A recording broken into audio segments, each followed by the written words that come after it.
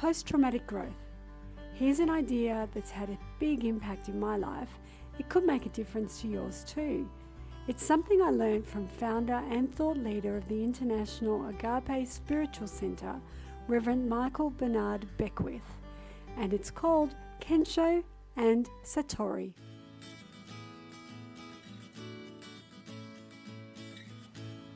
Hi, I'm Josie Thomson. I'm a mindset, resilience and change leadership expert. I'm an international speaker, a multi-award-winning coach. I'm an author and two-time cancer survivor.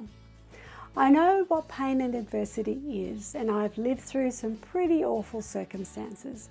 I've always attested that when these challenges come our way, we can either get better or we can get bitter. So what has Kensho and Satori got to do with growth and pain? Let me explain. Post-traumatic growth. Michael Beckwith says that we can choose to grow in our life through pain, or we can grow in our life through insight. Now, growth through pain or insight, it sounds simple, doesn't it? But both of these elements dance with us essentially at the same time throughout our lives. And they're designed to help us grow as individuals and as human beings. As you listen or read through this communication, pay attention to the difference and ask yourself this question. In the past few months, have I been growing by Kensho or Satori? So let me explain.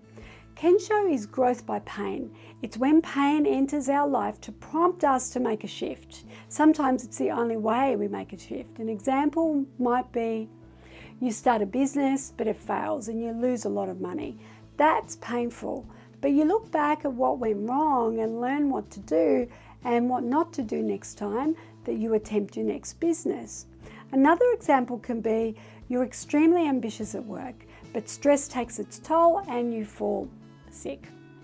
Now, it's painful and debilitating, but once you recover, you make a commitment to take better care of your health and well-being. Another example could be you're in a relationship, but it ends suddenly. It's painful, but somehow with time, the experience makes your heart more resilient and you learn to love and appreciate yourself more.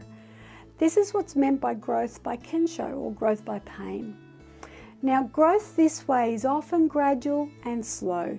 So slow, in fact, that you might not even notice it at the current moment. But I'm willing to bet that if you just think about who you were 5 years ago versus who you are now, you'll see that you're a completely different person. Now, these Kensho moments, as small and as subtle as they are, build up over time. Now, there is a second way to grow. It's far more pleasurable, but happens far less frequency, and that's called Satori. Satori comes from moments of sudden awakening.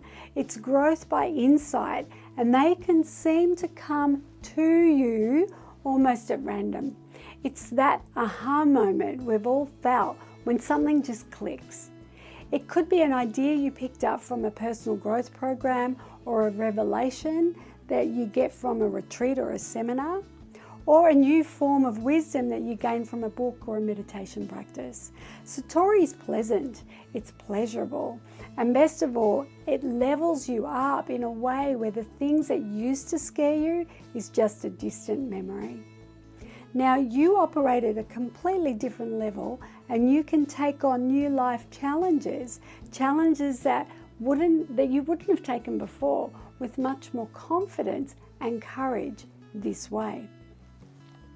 And here's why understanding these two concepts had such a profound impact on me. The idea of Satori made me realize just how important it is for us to fully embrace personal growth. Okay, we know Satori moments happen infrequently, but by immersing ourselves in my personal growth, I put myself in the best position to receive inspiration. And you can do that too. Life then becomes an ever-growing unfolding of new ideas, insights and awakenings. There's far less judgment and pain, and much more insight and awakening to these concepts and ideas. I know which one I'd prefer. So the idea of Kensho, on the other hand, made me see that and experience painful moments in my life in a completely different light. From the Satori standpoint, pain was no longer something that pulls me down. Instead, pain becomes an indicator to me that I am on the cusp of new growth.